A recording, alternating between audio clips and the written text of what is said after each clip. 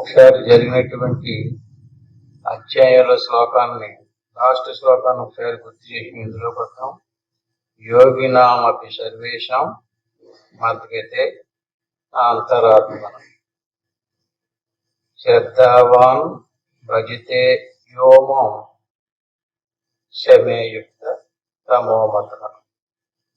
చూడండి, యోగినాం అపి సర్వేషాం మద్గతే నాంతరాత్మ.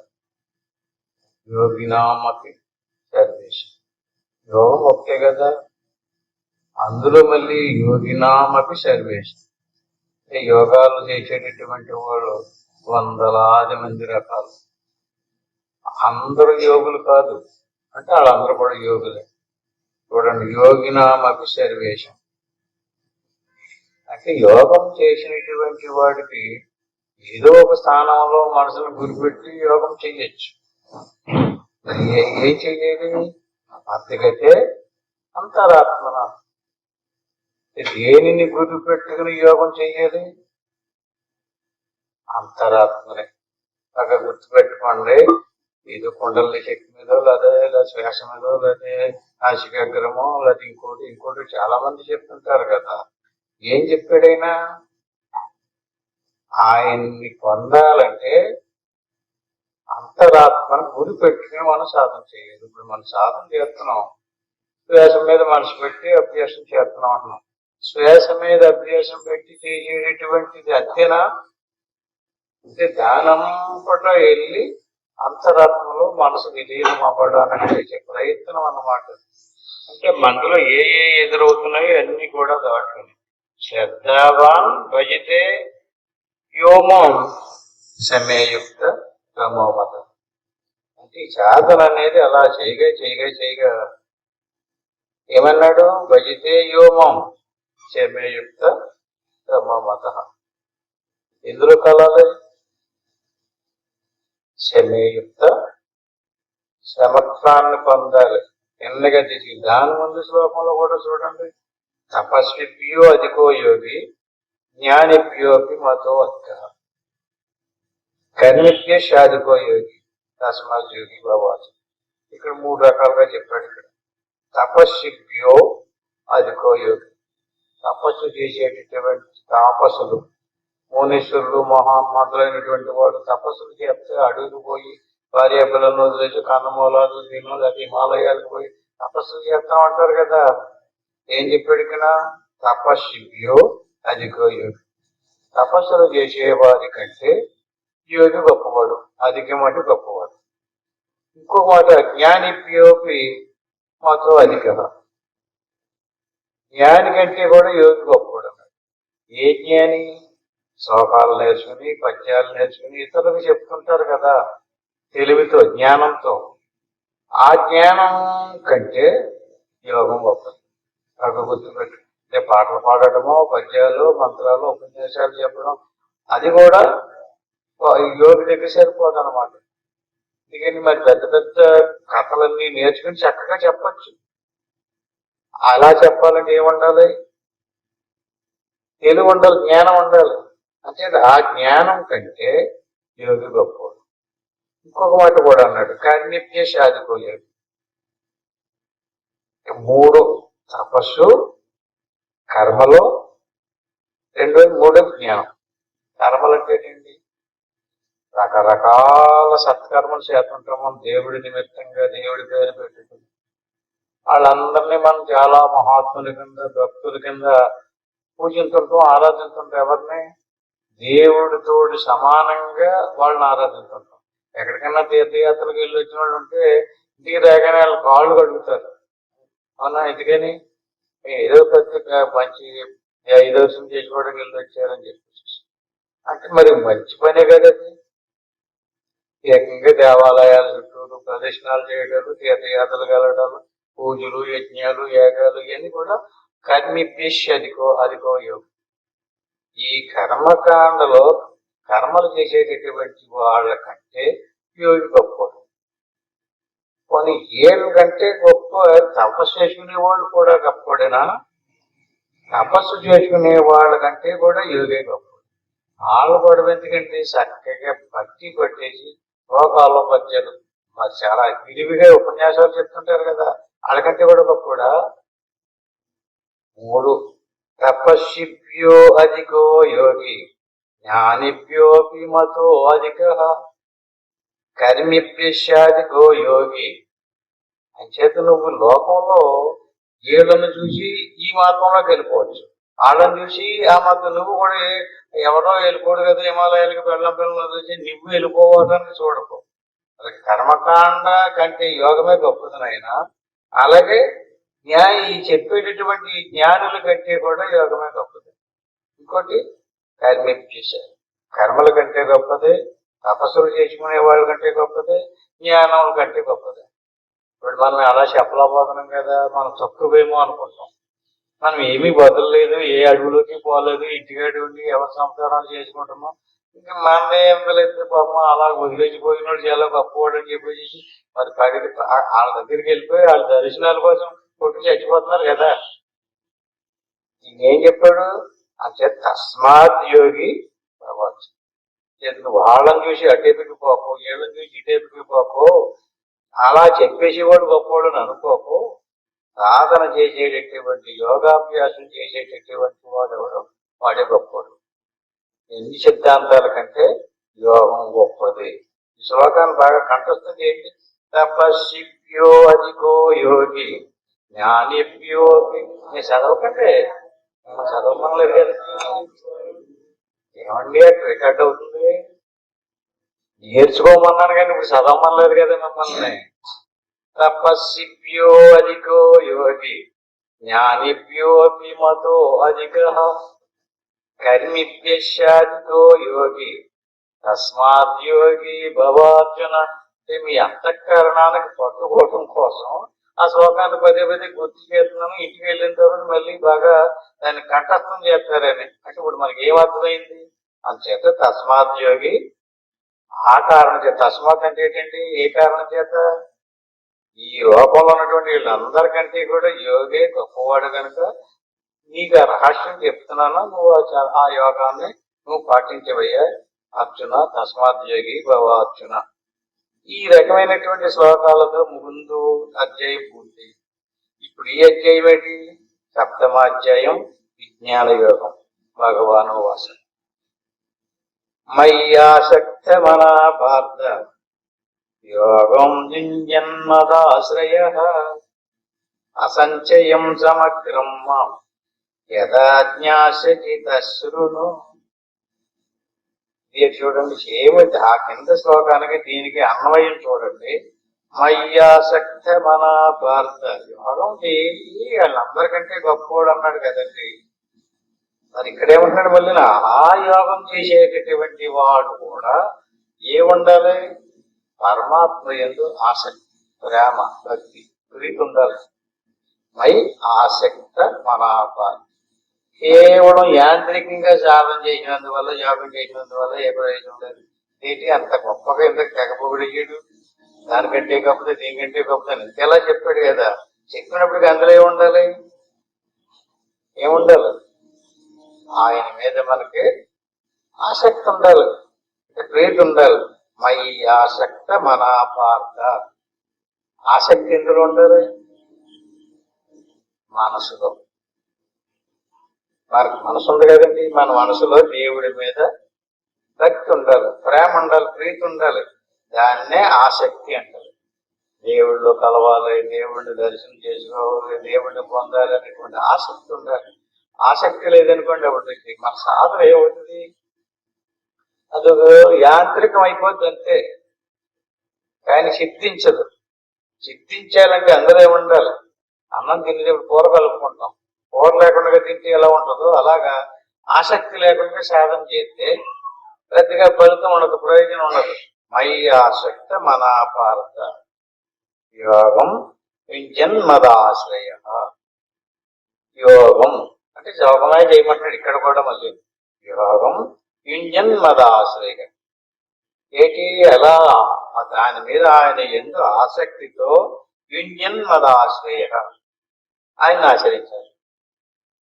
ఎక్కడున్నాడు ఆయన? ఆయన ఆశ్రయించడానికి గురువుని ఆశ్రయించి యోగాన్ని ఎలా నేర్చుకుంటున్నామో అట్టి మాదిరిగా యోగం ఎవరిని ఆశ్రయించి ఎవరిని పట్టుకుని చెయ్యాలి. దేని మీద ఏమన్నాడు, ఆసక్తి ఉంటే సరిపోతుంది కదా.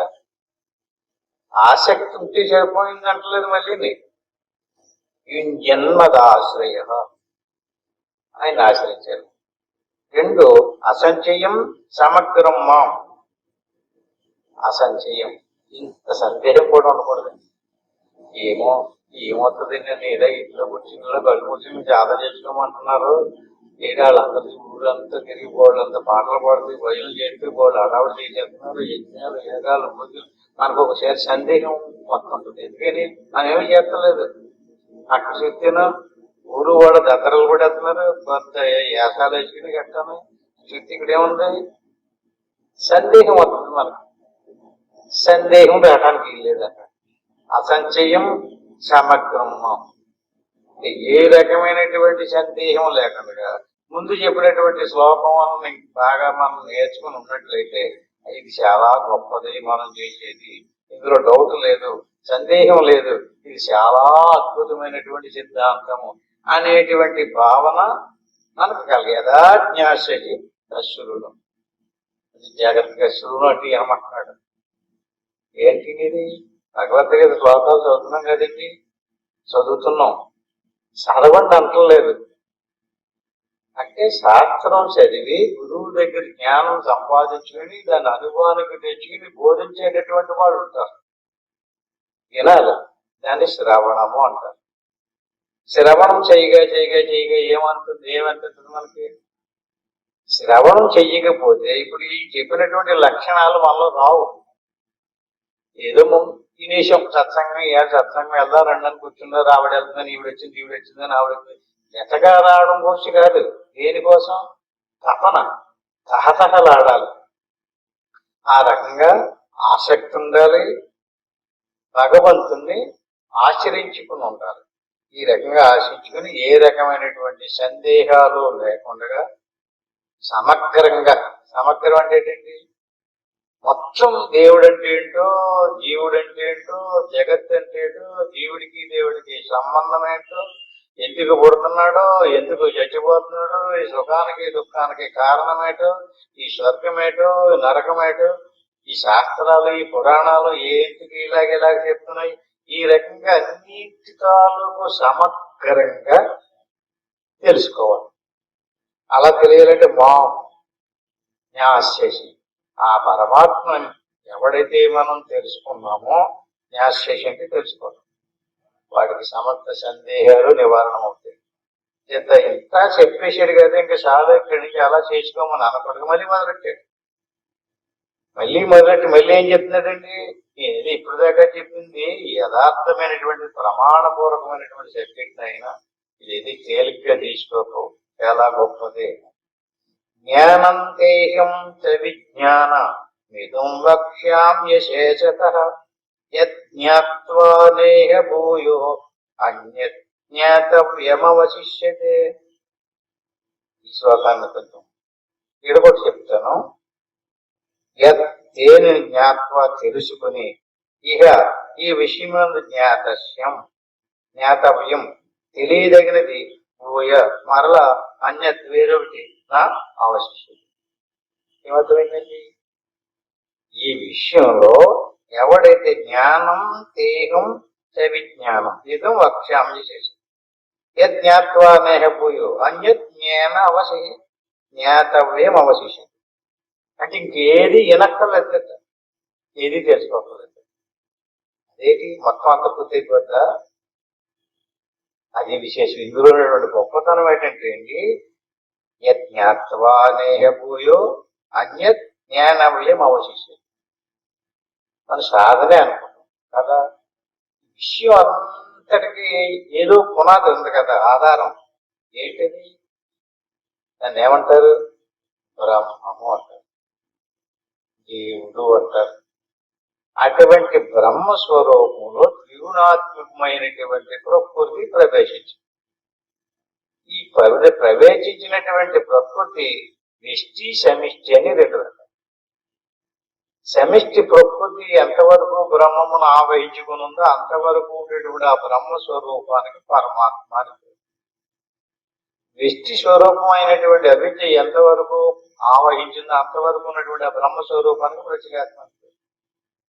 ప్రత్యేగాత్మకి పరమాత్మకి భేదం. ప్రత్యేగాత్మ పరమాత్మ లేకత్వమే బ్రహ్మం. అంచేత మనం తెలుసుకోవలసింది దేన్ని? తెలుసుకోవలసింది ఏది?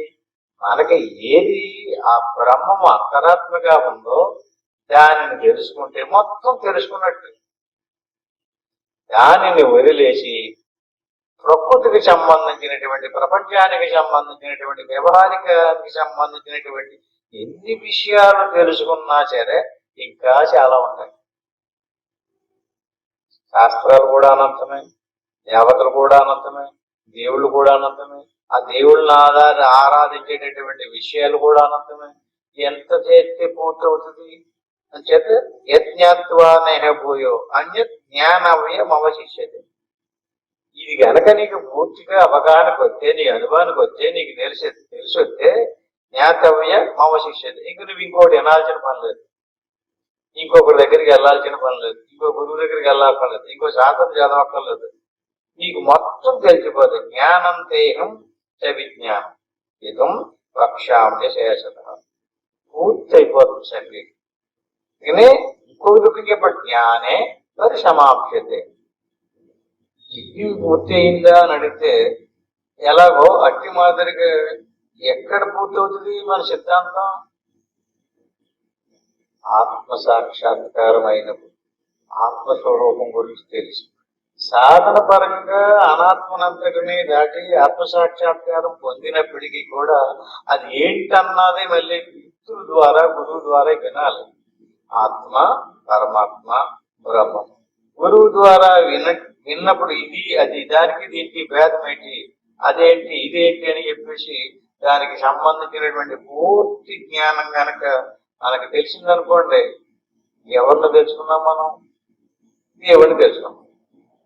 ఎప్పుడైతే దేవుడిని తెలుసుకున్నామో, ఎవరికైతే యథార్థమైనటువంటి భగవత్ స్వరూపాన్ని దర్శించాడో, దర్శించిన దాన్ని మళ్ళీ శాస్త్రం ద్వారా, గురువుల ద్వారా రుజువులు వేసుకుని, సాత్వికం వేసుకుని సంపూర్తిగా తెలుసుకున్నాడు. దాన్నే అపరోక్ష జ్ఞానము, పరోక్ష జ్ఞానం అని రెండు రకాలుగా చెప్తారు. ఈ రకంగా ఎవరికైతే తెలిసిందో వాడు ఇంకోటి తెలుసుకోవాల్సినటువంటి పని లేదు, ఇంకొక దేవుడిని ఆరాధించాల్సినటువంటి పని లేదు.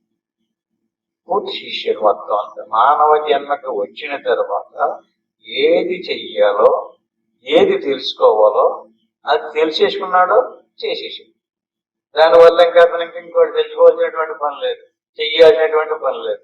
అందుకని ఇప్పుడు మనం ఈ రోజుల మట్టి చెప్పుకున్నటువంటి ఏ సబ్జెక్ట్ అయితే ఉంది, ఇప్పుడు మళ్ళీ అదే శ్లోకాన్ని ముగింపులో 6వ అధ్యాయంలో ముగింపు చేసేటప్పుడు ఏం చెప్పాడు, అందులో ఏం చెప్పాడు ఆ విషయమే ఇక్కడ మళ్ళీ ఏం చెప్తున్నాడు. ఇది తేలిగ్గా తీసుకోకు, ఇది చాలా అద్భుతమైనటువంటిది, దీన్ని గనక నువ్వు చిత్తింపు చేసుకుంటే ఇంకొకటి చెయ్యాల్సినటువంటి పని లేదు. కానీ మనం బహిర్ముఖంగా చేసేటటువంటి పూజలు మొదలైనటువంటి అన్నా కదండి, అవి పూర్తి అవదు.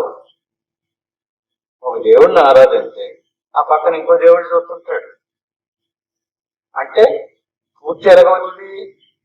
అలా ఎన్నో రకరకాలైనటువంటి పూజలు, యజ్ఞాలు, యాగాలు, నోములు బోర్డు ప్రవేశపెట్టుకోండి ఇచ్చారు. అక్కడ పూర్తి అవ్వదు. ఒక ఆయన పూజించి ఇంకొక ఆయన పూజించారు. ఏదో ఊరు క్షేత్రానికి వెళ్ళి దర్శనం చేసుకొస్తే అయిపోయిందా పూర్తిగా? ఇంకా మళ్ళీ ఇంకో ప్రాంతంలో ఇంకో దేవాలయం, ఇంకో దేవుడు ఉంటాడు. ఇక్కడ ఇంకొకటి ఉండడు. ఈ విశ్వానికి అంతటికి ఎవడు కర్తో, ఎవడు అధిష్టానమో వాడే నీకు కూడా కర్త. నీలో ఉన్నటువంటి ఆత్మ ఆయనే. అంచేత ఆయన్ని నీలో ఆత్మరూపంలో దర్శించుకున్నాం. ఏమైనట్టు? పూర్తయిపోయి. ఈ రకంగా జ్ఞానం దేహం చ విజ్ఞానం. దేని ద్వారా తెలుసుకోవాలి దీన్ని? అక్కడేమో యోగం ద్వారా అంటున్నాడు, ఇక్కడేమంటున్నాడు మళ్ళీ జ్ఞానం ద్వారా అంటున్నాడు. జ్ఞానం ద్వారా తెలుసుకోవాలి. యోగం చేసాం, సాధన చేసాం, అలాగే నిద్రపోయినట్టుగా ఉండడం కాదు. యోగంలో ఉండాలి. ఆ యోగంలో తెలివిగా కనిపెడుతూ ఉండాలి.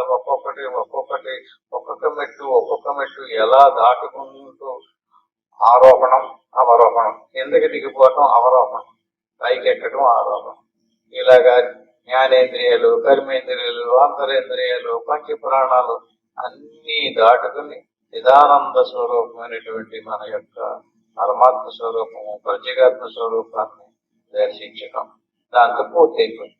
జ్ఞాతవ్యమాన శిష్యుడు. ఇంక నువ్వు చేయాల్సినటువంటి పని లేదు, తెలుసుకోవాల్సినటువంటి పని కూడా లేదు.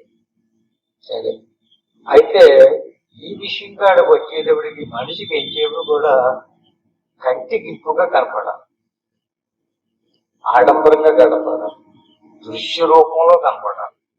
అంతేకాని ఇది నివృత్తి. నివృత్తి అంటే ఏంటండి? నివృత్తి, ప్రవృత్తి. నివృత్తి దృశ్యం లేదు ఇక్కడ, దృశ్యాన్ని నివృత్తి చేసుకోవడం. ప్రవృత్తి దృశ్యాన్ని ఆరాధించడం. దృశ్యాన్ని ఆరాధించడానికి అనేకమైనటువంటి కర్మలు ఉన్నాయి.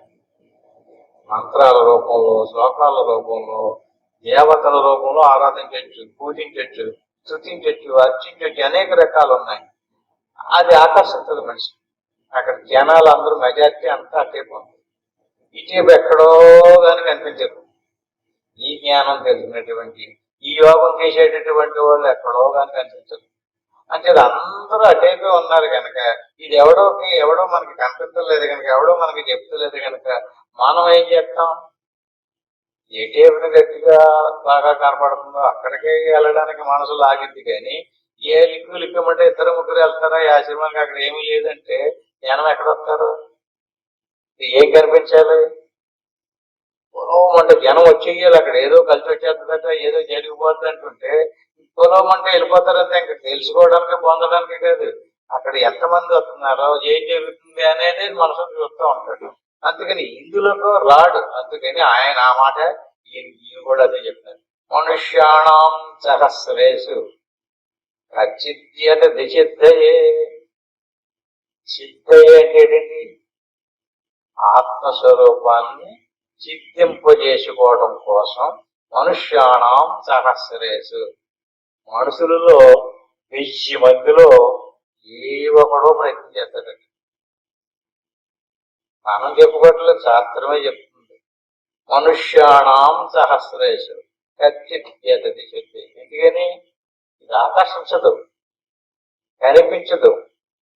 సాధన చేసుకోమన్నాం, మీరు చెప్పినట్టుగా చేస్తున్నాను కానండి నాకేమీ కనిపించలేదండి అంటాడు. కనపడాలి, ఏ దేవతో ప్రత్యక్షం అయిపోవాలి. వచ్చినటువంటి వాళ్ళు కూడా మాకేం కలిసి వస్తుందండి మీరు చెప్పేటటువంటి సాధన చేసుకుంటే? ఐశ్వర్యం వస్తుందా? ఉద్యోగం వస్తుందా? పెళ్ళి అవుతుందా? పిల్లలు పుడతారా? ఆ పిల్లలు చదువులు పాస్ అవుతారా? ఏం కోరుతాడు? ఏముంటది మనసు నిండా? ఎలాంటివి ఉంటాయి? ఏం కోరుతాడండి? మేము ఇల్లు పట్టుకోవాలండి, నాకు ఉద్యోగం రావాలండి, నాకు పిల్లలు పట్టుకోవాలండి. ఏం కోరుతాడు మనిషి వచ్చి? ఈ కోరికలతోటి కదా మనిషి ఉండేది. వాడికి సిద్ధి ఎలా వస్తుందండి? వాడు ఏ ఉద్దేశంతో వస్తున్నాడు? అవి కలిసి వస్తున్నాయో లేదో చూసుకుంటా ఉంటాడు అనమాట. నేను మీరు చెప్పినట్టుగా సాధన చేస్తాను కానీ నాకు ఏది కలిసి రావట్లేదండి అంటాడు. కానీ ఈయనేం చెప్తున్నాడు? వాటి కోసం చెప్తులేదు ఇతను. దేన్ని? ఆత్మ సాక్షాత్కారం పొందాలి, కర్మలు నశించాలి, జీవుడు దేవుళ్ళు కలిసిపోవాలి కదా. మనుష్యాణం సహస్రేషు కచ్చిద్యతది సిద్ధయే. సిద్ధించడం కోసం ఏది సిద్ధించడం? ఏది సిద్ధించడం? జీవుడు దేవుడు అవడమే సిద్ధించడం. అప్పుడు జీవుడు దేవుడైపోతే ఇంకా కోరుకోవడం ఏంటండి? ఇంకా దేవుడు ఎలాంటి వాడు? రోగాలు ఉండవు ఆయనకి. రోగాలు ఉన్నాయనుకోండి, ఏముండాలి? శరీరం ఉండాలి. దానికి శరీరం ఉండదు. శరీరం లేనటువంటి వాడు, రోగాలు లేనటువంటి వాడు. శరీరంలో ప్రాణం ఉంటే ఆకలి తప్పుకోరు, ఆయనకి ఆకలి తప్పుకోరు. దానికి లోపల మనసు ఉందనుకోండి, ఇప్పుడు మనం కోరే కోరికలన్నీ ఆయనకి ఉంటాయి, మనసు ఉండదు. దేవుడికి ఏముండవండి? మనసు ఉండదు, ప్రాణం ఉండదు, శరీరం ఉండదు. ఈ శరీర ప్రాణ మానసాదుల్ని దాటి ఆత్మ సాక్షాత్కారం పొందేడు అనుకోండి, ఇప్పుడు జీవుడు ఏమైనట్టు? దేవుడు ఎలాగైతే శరీర ప్రాణమానసాదులతో కూడినటువంటి ప్రకృతి స్వరూపం నేను కాదు, ఇది ప్రకృతి స్వరూపంతో తయారైంది, దీనిని అనాత్మ అంటారు. నేను అనాత్మ స్వరూపాన్ని కాదు, నేను ఆత్మస్వరూపాన్ని అని తెలుసుకుని ఆత్మస్వరూపం అవ్వడం కోసం ఇతను ఏం చేయాలి? నిరంతరము జ్ఞానంలో సాధనలో గడపాలి. ఈ రకంగా గడపగా ఇవాళ ఏదో కూర్చుని 5 నిమిషాలు కూర్చున్నానండి ఇంకా అవ్వలేదేంటి అన్నాడు అనుకోండి, ఏం చెయ్యాలి? చాలా మంది మాకు అలాగే ఫోన్లు చేస్తుంటారు, మీరు చెప్పినట్టుగా నేను 10 నిమిషాలు కూర్చున్నానండి, నాకు ఏమీ కనిపించలేదండి అంటుంటారు. ఏం చెయ్యాలి? మళ్ళీ కూర్చో, మళ్ళీ పరీక్షించు అంటాం, లేదంటే నీకు ఇష్టం లేకపోతే వదిలేయి, మరి ఏం చేస్తాం మరి మేము అంటాం కదా. అంటే ఈయన కూడా ఏంటి? మనుష్యాణం సహస్రేషు, 100లో 100కి అనలేదు ఈయన. మనం సహజంగా దేన్ని వాడతాం? 100కి ఒకడు ఇద్దరు వస్తాడన్నారు, ఈ 100కి ఒకడు ఇద్దరు అంటలేదు, 1000కి ఒకడు ఇద్దరు అనలేదు. మళ్ళీ సహస్రం అంటే 1000, శత అంటే 100. మనుష్యాణం సహస్రేషు కచ్చిత్ యదతి సిద్ధి. అందరూ వస్తారు కానీ ఈయన ఏమన్నాడు? సిద్ధి పొందేదాకా ఉండడట. రావడం వస్తుంటాడు, ఉపదేశం పొందుతాడు, సాధన చేస్తుంటాడు, సత్సంగం ఏంటుంటాడు, కానీ ఇతని ఆలోచనలో కోరికలు ఉంటాయి కదా, అందుచేత సిద్ధింపజేసుకోవాలి, వదిలిపెట్టకూడదు అనేటువంటి తలంపు ఉండదు. మళ్ళీ జారిపోతుంటాడు, వదిలేస్తుంటాడు.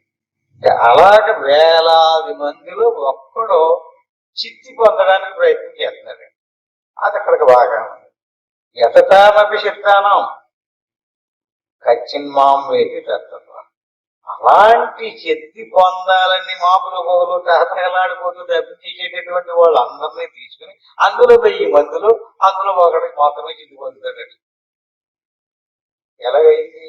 మొత్తం టోటల్ గా అందరినీ 1000 మందిలో ఒకడు మాత్రమే తహతహలాడుతూ ఉంటాడు. బాగా ఎండిపోయిన కట్టిన అంటిస్తే ఎలా ఉంటుందండి? అది పచ్చికుంటేను తడిసిపోతేను, మన అన్ని పచ్చికట్లు తడిసిపోయిన కట్టులోని మనసు చూడండి, తడిసిపోవడం అంటే మన మనసు నిండా ఏముంది మనకే తెలుస్తుంది. మనసులో ఉన్నటువంటి ఆ తడి ఆరిపోవాలి, ఆ శమాయింపు తగ్గిపోవాలి, దేవుడైపుకి తిరిగిపోయి కొద్ది కట్టి ఎండిద్ది, ప్రకృతి వైపుకి తిరిగి కొద్ది బరువైపోతుంది. ప్రాపంచిక సంబంధమైనటువంటి విషయాల మీదకి వచ్చామనుకోండి, నాకు బాగుంది కాదు, నాకు 2 ఉన్నాయి, మరి ఇంటికంటే గొప్పడు కదా, కొంచెం బరువు ఎక్కువ. ఇంకొకటి 3 ఆవులు ఉన్నాయి, ఇంకొకటి 4 ఆవులు ఉన్నాయి, లేదా ఒకటికి కొంత 1000 రూపాయలు ఉంది, ఆడికి 2000 ఉంది, ఇంకొకటి 4000 ఉంది. ఏమవుతుంది? బరువు అయిపోతుంది కదా. బరువు అయిపోతుంది, ఏది తగ్గుతుంది? ప్రాపంచిక సంబంధమైనటువంటి విషయాదులు పెరిగి కొద్ది మనకి దీని చక్కగా పురాణంలో చచ్చిబామ తులాభారం ఎప్పుడైనా విన్నారా మీరు? శ్రీకృష్ణుడిని దేనితో తూయడానికి చూసింది ఆవిడ. ఆవిడకి కూడా శ్రీకృష్ణుడు అంటే చాలా ప్రీతి, చాలా భక్తి, ఇంకెవరికి కూడా నాకున్నంత భక్తి లేదు, అంచేత నేను నా వశంలోనే ఉండాలనుకున్నాను. దేనితోటి? బంగారంతో, వెండితో, డబ్బుతోటి కదా. దానికి ఆయన లొంగలేదు.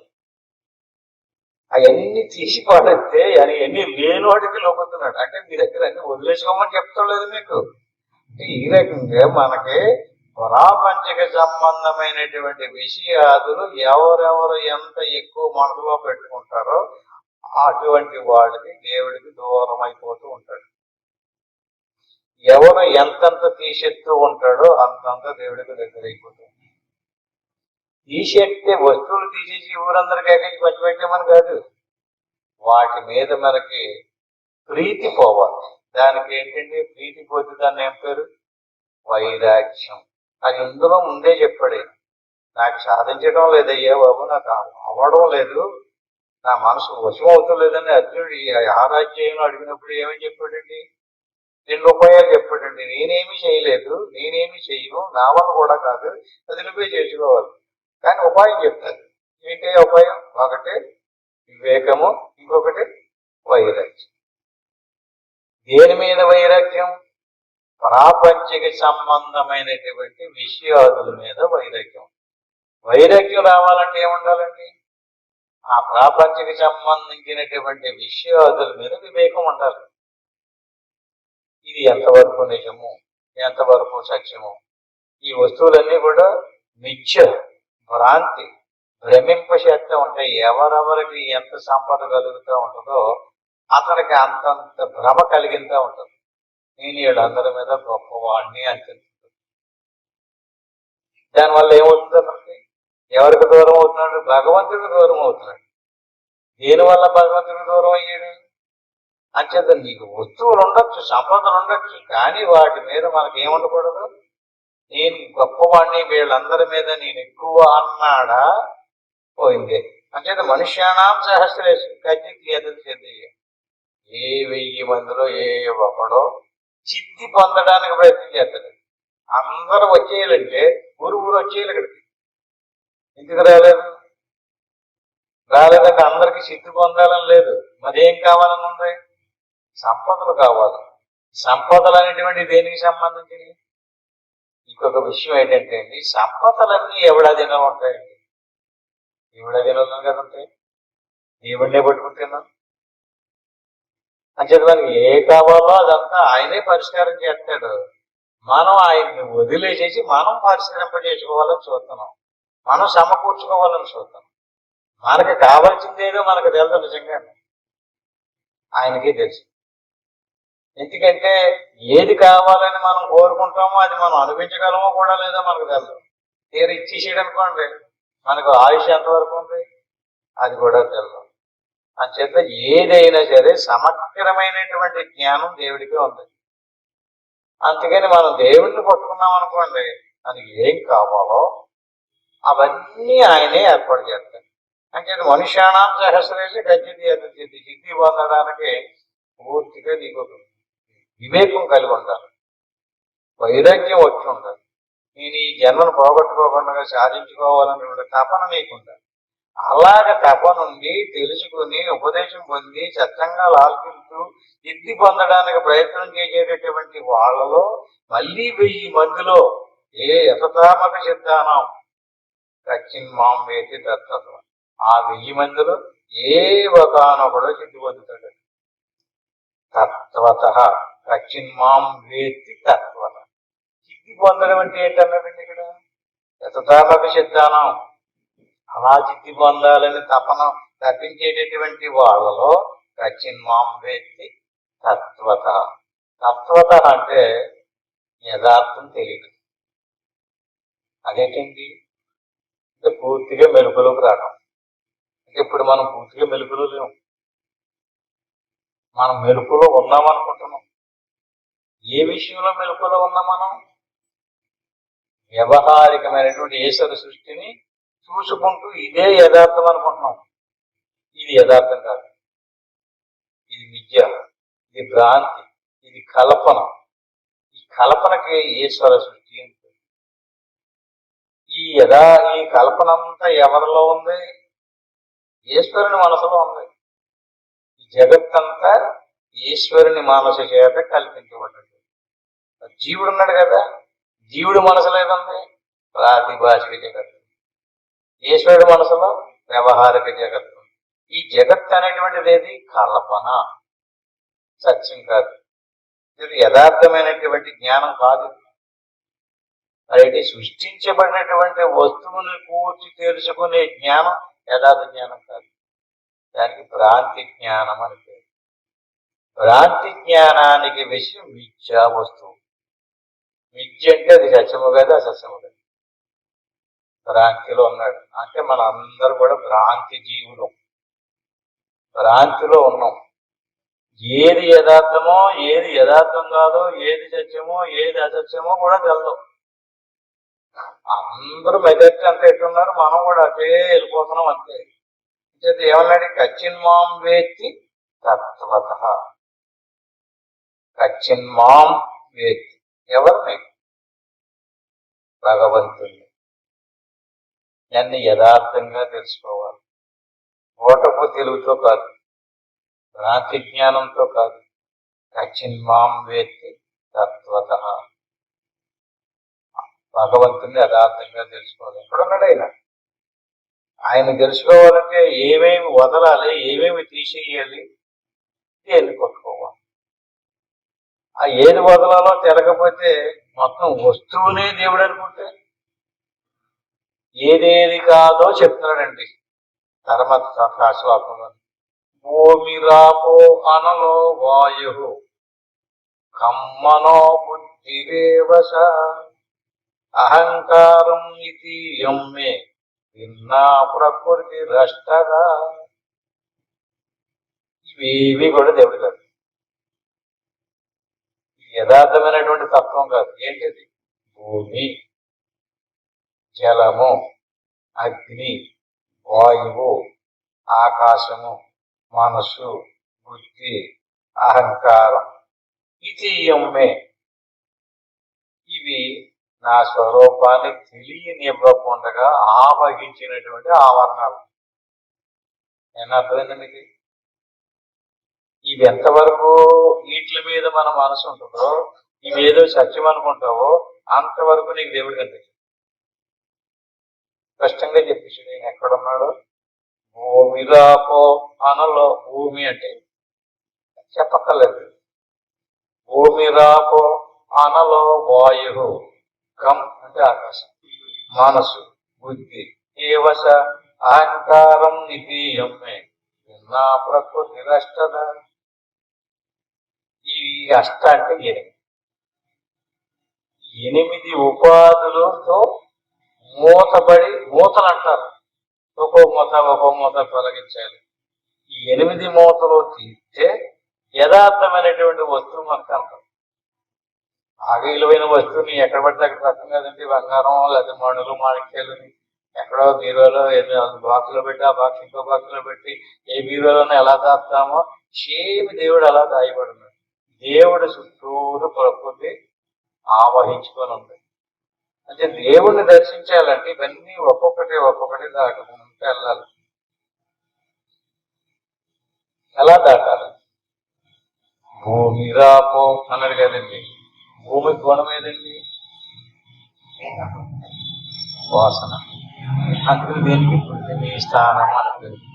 సాధనలో వాసన గ్రహించేటటువంటి స్థాయిని కోల్పోయామనుకోండి, భూములు దాటి.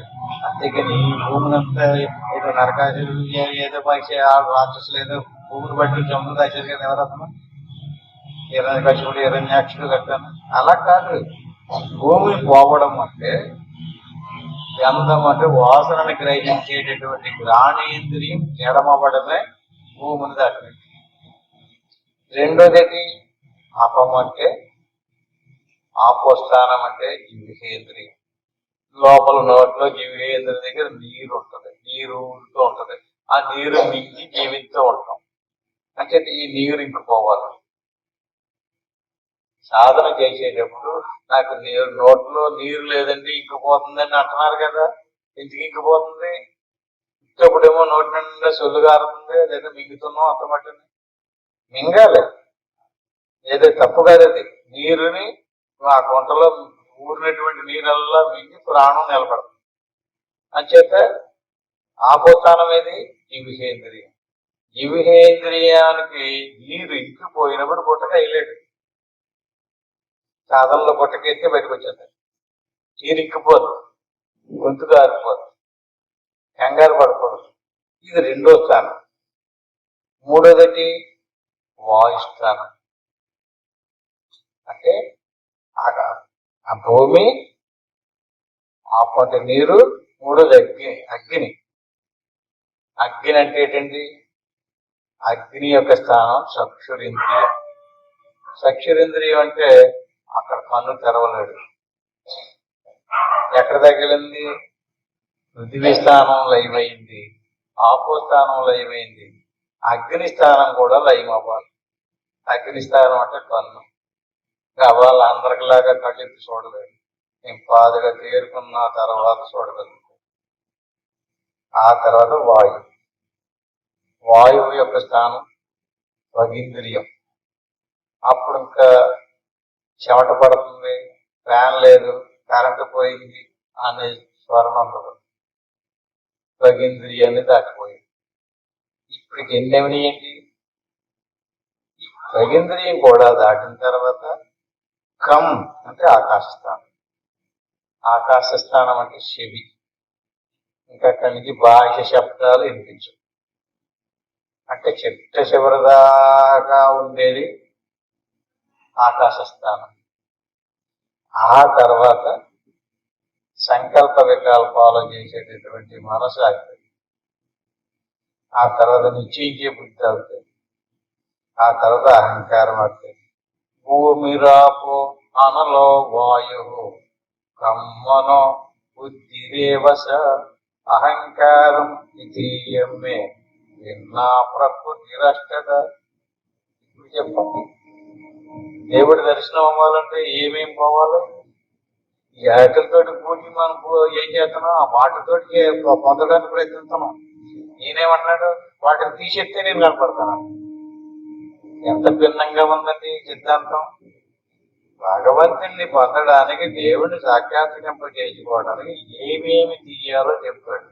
ఏమేమి తీయాలని ఏ మార్గంలో జరిగింది? యోగ మార్గంలోనే జరిగింది. అందుకనే నువ్వు యోగము, యోగాన్ని అభ్యసించు. యోగం జన్మదాశ్రయ, యోగం ద్వారా నన్ను తెలుసుకో, యోగం ద్వారా నన్ను పొందు. దానివల్ల నీ కర్మలు నశిస్తాయి, దానివల్ల నీకు పరమపదం లభిస్తుంది, నీకు మోక్షం వస్తుంది, నీకు కైవల్యం వస్తుంది అని పదే పదే పదే పదే ఎందుకు చెప్తున్నాడు? అంచేత భూమి రాపో అనలో వాయు కమ్మనో బుద్ధిరేవస. ఎన్ని పడిపోవాలండి?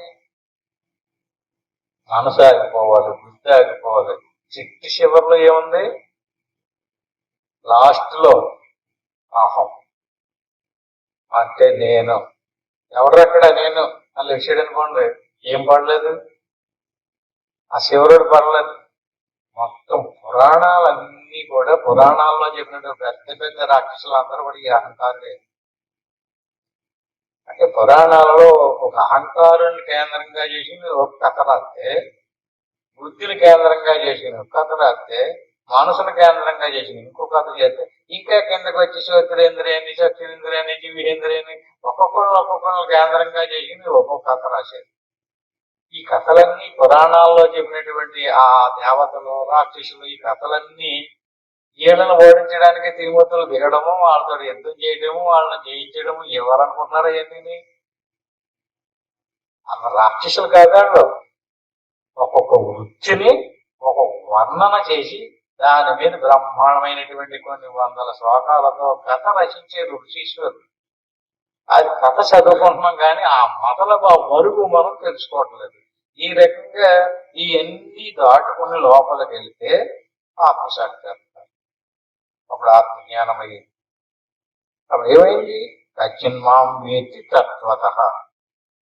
8 దాటిన తర్వాత వాస్తవమైనటువంటి వస్తు స్వరూపం ఏదైతే ఉందో అది యథార్థంగా తెలుస్తుంది. ఇప్పుడు మనం ఇన్నంత మాత్రం చెప్పి తెలుసుకోలేదు. అలాగని చెప్పి వినడం వల్ల తెలిసింది కదండి దారి. వినకపోతే ఎలా తెలుస్తుంది? విన్నాం. శ్లోకం ఉంది, శ్లోకంలో ఈ వివరణ చేయడు, చెప్పాడు స్థూలంగా. ఎలా చెప్పాడు? వ్యవహారికంగా. వ్యవహారికమైనటువంటి దాన్ని ఇప్పుడు మనం ఎలా చెప్పుకోవాలి? ఆధ్యాత్మికంలో తీసుకొచ్చి చెప్పుకోవాలి. ఇది ఆధ్యాత్మికము, ఆది భౌతికము, ఆది దైవికము అంటారు. ఆది భౌతికంగా చెప్పాలంటే పంచభూతాలు అవి వస్తువులు, ఆది దైవికం అంటే దేవతలు, ఆధ్యాత్మికం అంటే ఇంకా లోపలికి వెళ్ళాలి. ఈ రకంగా లోపలికి వెళ్ళి వాస్తవ స్వరూపాన్ని ఎవడైతే దర్శించాడో అటువంటి వాడికి ముక్తిని పొందుతాడు. అందుకని మనుష్యాణం సహస్రేషు కచ్చితి ఎదటి సిద్ధి. ఎందుకు సిద్ధి పొందలేకపోతున్నారు? ఓర్పు లేదు, బలం లేదు, సహకరించడం లేదు. ఏది సహకరించడం లేదు? ప్రకృతి సహకారం లభించడం లేదు. మనకు దృఢమైనటువంటి నిర్ణయము కూడా లేదు. ఆ కారణంగా దేశకాలాదులు సహకరించకపోవటం వల్ల మనిషి ఎక్కడో దుఃఖం ఆగిపోతున్నాడు. అలాగే ఆగిపోయినప్పటికీ కూడా నేను మళ్ళీ పోయిన అందులోనే చెప్పాడు అంతా కూడా మనుష్యానం ఎవడైతే అలాగే ఆగిపోయాడో వాళ్ళందరికీ కూడా సుఖీనాం శ్రీమతాంగే రాఘవరష్టం చేస్తే మళ్ళీ మళ్ళీ తీసుకొచ్చి అతను మళ్ళీ ఆ చిత్తింప చేసుకునే దగ్గర నేను వదిలిపెట్టినట్లు. నువ్వు ముందు మార్గంలోకి వచ్చి ప్రవేశింపజేసి ఉండాలి. నువ్వు ప్రవేశించినటువంటి వాడికే చేస్తాడా ఎలుపు. అలా కాకుండా మా వాళ్ళు అవదండి అని చెప్పి వేరే మార్గంలో ఉన్నటువంటి అవి కూడా ఇక్కడ తీసుకురావడానికే. మన ఆచార వ్యవహారాలలో చేసేబడేటటువంటి ఇవన్నీ కూడా ఒకసారి పూజ కోటి సమం స్తోత్రం, పూజ వేరు స్తోత్రం వేరు, స్తోత్ర కోటి సమం జపం, స్తోత్రం వేరు జపం వేరు, జపకోటి సమం ధ్యానం, ధ్యాన కోటి సమం లయం. లయం అంటే ఏంటి? ఇప్పుడు చెప్పినటువంటి 8 ఆగిపోవడం. ఎప్పుడు దాకా జరిగింది, ఎప్పుడు దాకా జరగలేదో అప్పుడు దాకా ప్రయత్నం చేస్తానే ఉంటాడు. మళ్ళీ వస్తుంటాడు, వెళ్తున్నాడు. ముందు జన్మలో ఎలాంటి స్వభావంతో ఎలాంటి సంస్కారంతో చేశాడో ఈ రకంగా ప్రయత్నం చేస్తూనే ఉంటాడు. ఈ రకంగా అపరేయమిత స్తన్యమాం ప్రకృతిం విద్ధిమే పరాం జీవభూతాం మహాబాహో జయేదం దార్యతే జగత్. ఈ శ్లోకంలో ఇంకా నిగూఢమైనటువంటి విషయం చెప్తారు. అపరేయమిత స్తన్యం ప్రకృతిం విద్ధిమే పరాం జీవభూతాం మహాబాహో జయేదం దార్యతే జగత్. అంటే ప్రకృతి 2 రకాలు, అపరా ప్రకృతి, పరా ప్రకృతి. అపరా ప్రకృతి అంటే ఏటో, పరా ప్రకృతి అంటే ఏటో వచ్చే వారంలో వివరంగా తెలుసుకుందాం. ఇంతతో తెలుసుకుందాం. హరి ఓం తత్సత్. ఆత్మబంధువులారా, చాలా చక్కగా బ్రహ్మాండంగా విషయాన్ని తెలుసుకున్నాం. ఇప్పుడు తెలుసుకున్నటువంటి విషయాన్ని మనం పొందాలి యథార్థంగా.